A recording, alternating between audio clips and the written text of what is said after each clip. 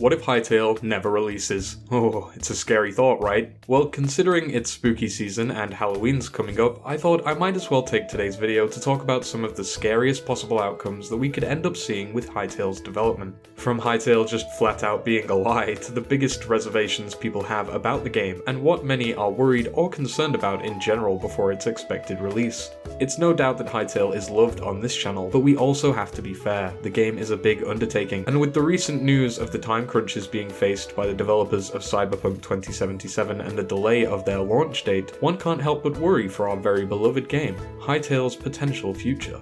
Welcome back to Kweebec Corner. My name is Connor, and today on the Hytale Development Circle, we discuss the biggest fears with Hytale, 8 possibilities or potential futures for the game that aren't as bright as we've come to start imagining here on the channel, from potential delays to unforeseen limits, and even reasons why someone like me, who has made a dedicated channel to the upcoming game, would end up feeling disappointed by it. Interesting, huh? Obviously, the hope here is to provide a voice to some of the more wary or skeptical comments that I've seen floating around the last 2 years and cover both sides. Maybe it can even allow for some more skepticism to float to the surface for the team to engage and take action against. Also, please consider subscribing. 95% of all my viewers are not subbed, and it would be a massive help if you could. Consider this me sponsoring my own video. If and when Hytale releases, I'm sure you'll want to know, and we're going to be covering it all right here, so make sure to click that button.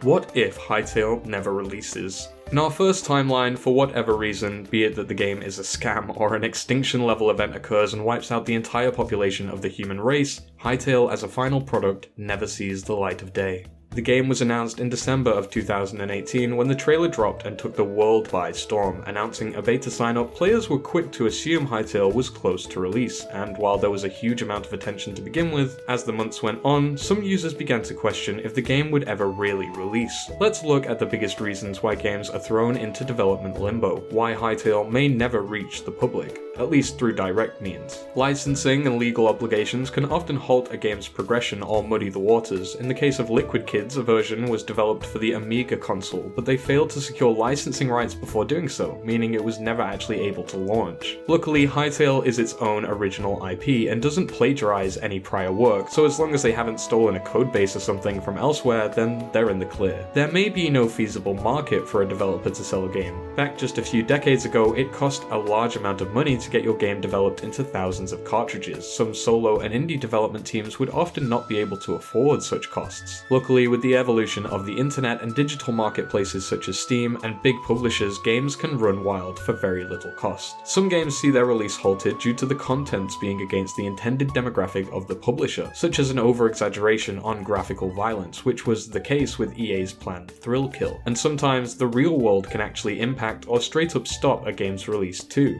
2020 in general is a great example of this, with so many sectors of many industries being affected, but previously when large disasters or mass loss of life occurred, many projects and media pieces were cancelled due to coincidental depictions of similar imagery, such as a game about earthquakes releasing just as an earthquake happens. Luckily, again with Hytale and many other broader scope fantasy games, I don't think there's much to worry about there, not being based in the real world and whatnot. Some games actually get cancelled due to a lack of foresight. Although Hytale's team have plenty of that, Star Fox 2 was a fully developed sequel to Star Fox by Nintendo for the SNES. But the game was actually not developed in time, and the next-gen Nintendo 64 got close and the game was shelved for 20 years. Of course, being developed for PC and Mac, there aren't any real worries with this for Hytale. There's always the possibility that Hytale's main investors are simply dissatisfied with the current progress of development. Maybe too much money is being spent, maybe the market is changing, the team may not be reaching internal deadlines, and this could in turn cause the plug to be pulled on the whole project. Many games in the past have had rocky relationships with investors and publishers alike, sometimes the team just not meeting expectations, or the game itself not turning out to play like it was intended. Linking into that, some games even fail to take advantage of current popular and well-recognized features, as well as major genre innovations happening around the space. This is such a crucial component to making a game games stand out. You have to recognize what's working well and what people are enjoying. And once again, we can take a sigh of relief as Hytale innovates in many ways the voxel, block game, and RPG genres. Eesh, it's a lot of concerns, but none really apply to Hytale. So is the concern still valid? I mean, with all those promised features, with an entire catalogue of blog posts building on expectations, could it all just be too good to be true? Surely not, right? Hypixel Studios were formed after the success of the Hypixel Minecraft server. They know block games, they know mini-games. How could they get this wrong?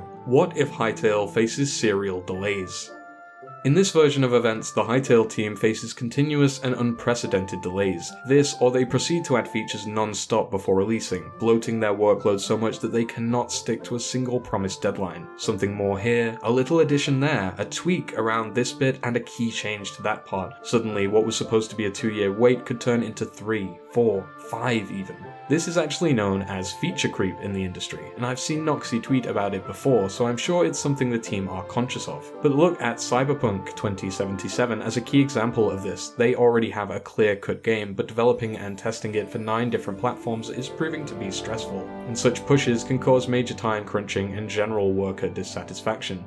The Hytale team have tried their best to combat these fears by maintaining their promise of playability for everyone by 2021, and everyone on the team seems to love working there. But we're still yet to see if any delays this year have impacted that release goal. Personally, I think a big contending factor for why people aren't as scared of this possibility is because of just how much the team have showcased recently. They've already built up their world, they have a soundtrack, a style, a living, breathing cast of mobs, and a huge array of assets. They're constantly seeking feedback from the community on particular features. A game this promising with so many features to offer, it just wouldn't make sense to delay it much longer.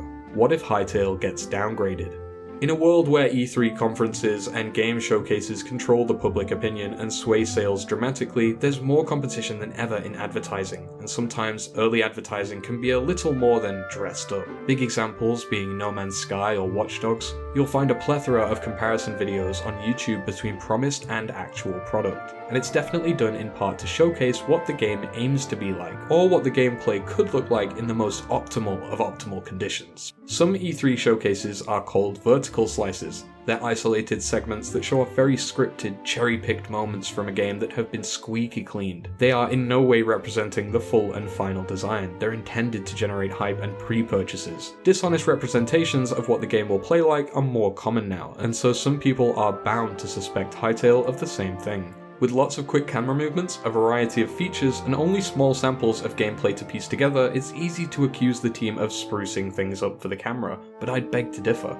Everything we see in Hytale more or less will be configurable or customizable. And that includes the graphics options too, with sliders and a number of combinations for the settings, I have no doubt. This means it's highly unlikely that the team would dress up the graphics, as it's already pretty much achievable to have the game look nice on a high-end computer. So what if what we've seen so far, all this amazing footage, the great visuals, the effects, what if it all gets downgraded? You load up the game and whoop, 25 FPS, less than perfect lighting, lag spikes. It would be a disaster. Or what if the opposite happens? An upgrade. What if the minimum requirements to run the game are raised? This would technically mean less players can access Hytale, and it also means that people who would have been able to play without issue before may now suffer detrimental performance issues. Again, lucky for us, there's lots of optimization taking place, and an aim to make the game playable on lower end devices, whilst also catering to the highest end of graphics for those that are interested. What if Hytale has limited customization? This is potentially one of the most plausible of today's fears. We all know the advanced character customization options Hytale has to offer look amazing, but what if there's a limit to what you can wear? Maybe you have to buy certain items of clothing, earn them through progression, or by participating in minigames. Expression and freedom of identity are hugely important, especially in social games that provide such expansive multiplayer options. Terraria has a vast array of not just armor but dress-up items too. Roblox has an entire user-generated catalog with clothing that can be selected for free or purchased for crazy amounts in order to customize your character. Minecraft skins themselves can be edited pixel by pixel in order to alter your appearance to anything you want. And similarly, in VR chat, you can adopt a modeled avatar rig. Custom avatars are very important in the gaming space right now, and people will begin to scare if those options are limited too heavily, or if there aren't enough options in general. For what we've seen in Hytale, there's categories for all sorts of avatar item, and huge variety if the skins from the trailer and blog posts are anything to go by. What if Hytale won't be on consoles? I see non-stop comments on all of my videos and plenty of other Hytale ones too, asking if the game will be on mobile or console. I mean, that makes sense, right? It's actually a legitimate question. Some of the biggest titles launch with multiple platform support nowadays, and some of the biggest games can be found with their own mobile ports. Fall Guys just recently saw a huge bout of success from being on PlayStation Plus, and Roblox is breaking records with concurrent players, a large percent being on mobile. Even the majority of Minecrafters play the Bedrock edition, which facilitates consoles and mobiles primarily, whilst also including a version for Windows 10. Accessibility is hugely important when it comes to your game, so why is there no mention of Hytale for consoles? Could the new generation have scared them away, or are they just never going to do it? This is actually a pretty real fear to have too, because Hytale, for as far as we can tell, won't be on console, or supported on mobile or any other platforms apart from PC and Mac, for now that is. Games should always primarily focus on one or two platforms unless they're a special case, rather than trying to appease every device or system at once. Multiple builds of the same game with different hardware and demographics to test, it's a lot to deal with, and as we mentioned before, even the developers of Cyberpunk 2077 are beginning to show signs of strain. It's a move companies are definitely more well equipped to deal with once they've seen initial success with their title. So like with any game that eventually grows popular, while it's only on PC and Mac at launch, Hytale is bound to change down the line, especially with the likes of Riot involved. The team will just need to hone and perfect the current version first, putting their care and thought into that before capitalizing on multiple platforms. I'd personally prefer that too, as it'd give the team ample time to scope out the new generation's landscape from the PS5 to the Xbox Series X. Since Minecraft first rose to popularity, other developers have been trying to harness and redefine that success with similar block game, voxel, and survival titles. Some had crafting, some used building mechanics, but almost all of them failed due to a horrendous stigma, and even worse, blatantly attempting to cash grab without innovation. Of course, some of these games did do well, and there are many others that stand on their own 2 feet. Some games that aren't copies of Minecraft at all, but in fact existed before or even in tandem with it, fueling the genre. But for Hytale, it's weird. While Hytale is by far the most original looking and most likely contender to be the next big survival RPG block game, and while it only acts as a pseudo-successor to Minecraft, it's hard to ignore that they themselves are formed from a team that started in Minecraft. Ironically, the least cloniest Minecraft game of all came from devs the closest to Minecraft. Perhaps that speaks volumes for their passion and understanding of the genre. But perhaps that may also paint a negative picture to those that don't have the full image. There's no denying that while I think Hytale looks remarkable, that's just one opinion, and I can't speak for everyone. The positive is the majority of people who watched the trailer seemed to be excited. The negative? Even after 2 years, people still relate Hytale and MC. People still compare them. There's actually this little thing most Minecraft clones suffer from called the uncanny valley, where people feel almost disgusted because it looks so familiar, it's so close to the original, but something's just slightly off. Not quite right. A subliminal thorn in the side. It's the same feeling humans experience when looking at a realistic, artificial robot. If we can avoid that stigma, if Hytale can avoid that through their gameplay, and if we can ensure people realize that block and voxel games are actually a gaming genre, not just Minecraft and its copies, the less aggressive comparisons and accusations we'll begin to see. Because they're out there. Some genuinely see Hypixel as almost copying the formula, stealing mechanics, taking the peg up they were given from Minecraft and using it, harnessing it to create their own rival game to take over the world. But honestly, I think that's a bit of a nefarious and over-exaggerated scenario. I don't think Hypixel are coming for Minecraft at all, and if you're a fan of this channel, you know I've tried to explain why the games differ from one another so much, how other titles may even be more comparable than Minecraft to Hytale, so hopefully stigma won't drag Hytale down or stop it from reaching its fullest potential. Let's see what they've got to show. Let's give them a chance. What if Hytale becomes free to play? Some of you may hear that and think, well, isn't that a good thing? Why would I be scared of a game being free? I literally wouldn't need to pay for it, right? But as far as I can tell from what I've heard from most people in the community, Hytale going free to play would be pretty bad. Think about it this way. When a game releases for free, but having gone through development costs, especially if there's investors involved, there needs to be a way for that game to reap back the initial investment. In most classic cases, this would have been through the purchase price of the game, the sales revenue. But with a free game, you're not earning money from sales. You actually need to create new sales within your game. Enter microtransactions.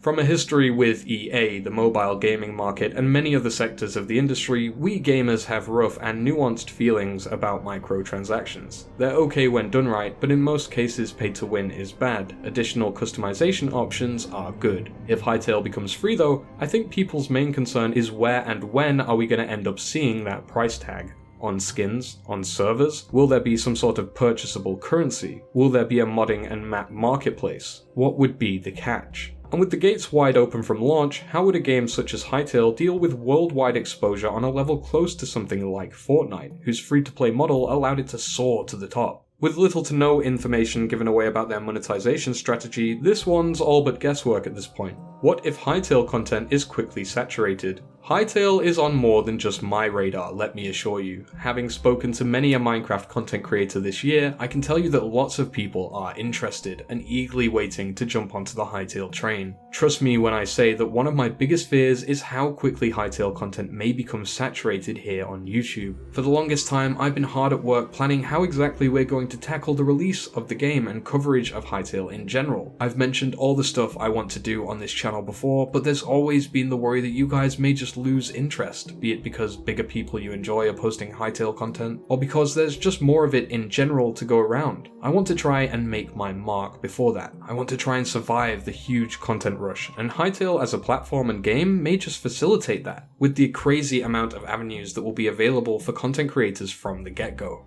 What if Hytale server connectivity and the browser is poor? Now, if all goes well, if Hytale releases, if it garners the attention we're all hoping it will, then that means not only YouTube content will become saturated, but there's also bound to be a server rush too. With the ability to customize and host your world, I'm sure hundreds will attempt to launch awesome new styles of gameplay in the first few months of the game's release. But what if there's so many servers and so much attention that the browser is ill-equipped to deal with all the traffic? If the Hytale server browser is not functional and doesn't allow for filtering and most importantly fair and equal opportunity, then could we end up seeing some sort of monopoly? Will small servers even stand a chance? And will Hytale's overall server-side connectivity cause fundamental gameplay issues, like lag spikes, rubber banding, and loading errors? As Hytale was founded by a team that studied, worked on, and raised the most popular minigame Minecraft server in the world, I feel that they definitely have some semblance of what it takes to get good server visibility.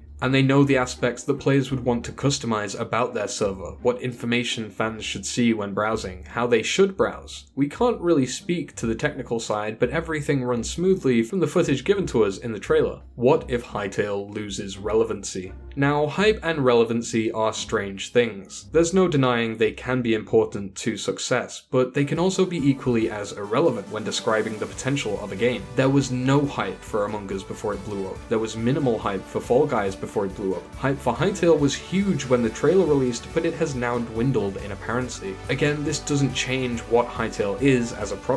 It's still just as hype-worthy. The amount of actual current hype around a game doesn't necessarily reflect the game's potential. In most cases, people are often just impatient, and sometimes hyping a game for so long can tend to feel repetitive, and they'll get bored. Hype naturally comes in waves, and so does relevancy. Trends are unpredictable, and content patterns on video sharing platforms like YouTube can even drastically impact how your game is viewed and played. Hopefully, all of these things will align for Hytale, as the trailer did seem to capture a lot of people's attention, and something like that isn't easily forgotten, not even after 2 years.